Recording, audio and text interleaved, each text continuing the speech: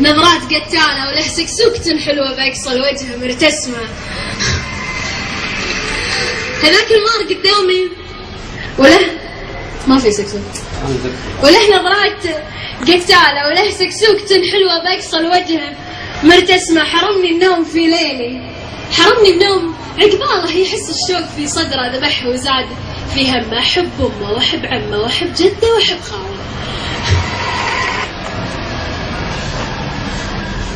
أميرة شعر خليجية تغازلني بجوالي، تعاتبني وتقول للناس تهواني، تقول سكسوكتي حلوة ولم تخطر على بالي. أنا بس إيش دراني؟ تتمنى تكون ساعة على يدي أو أرقاما بجوالي أدقدقها على كيفي. لهذا الحد تبغاني؟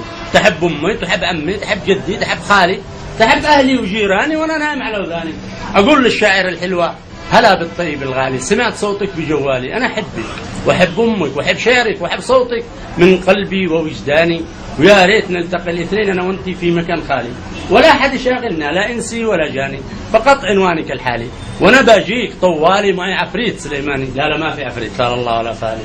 أنا باجيك طوالي معي خاتم سليماني، أشيلك فوق بساط الريح، أحطك في مكان عالي بأرض ما بها سكان، بها أشجار وشلال ماء حالي، يكون البرد به قارس أدفيك بين أحضاني، أحطك فوق عرش بلقيس بعيد عن كل عذالك وعذالي. نبغى نحكم العالم ونعيد المجد من ثاني، نسجل كل قصائدنا بجوالك وجوالي ونرسلها لكل الناس للقاصي ما أداني. صحيح إني كبير في السن وظروفي على حالي، لكني بعلمك كيف أخليك تعيش سلطاني.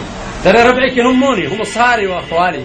لو أنت من بني نهيان أنا يماني قحطاني، أخليك تكتب الأشعار وأنت دائما سالي، أخليك تنسي الأعداد تنسي الأرقام وتعيد الحسبة من ثاني. مع تحية أبو الحجاج 7-3، وهذا رقم جوالي 7-3-3-4-7-8-3-3-7 من الجانب الثاني. شكرا.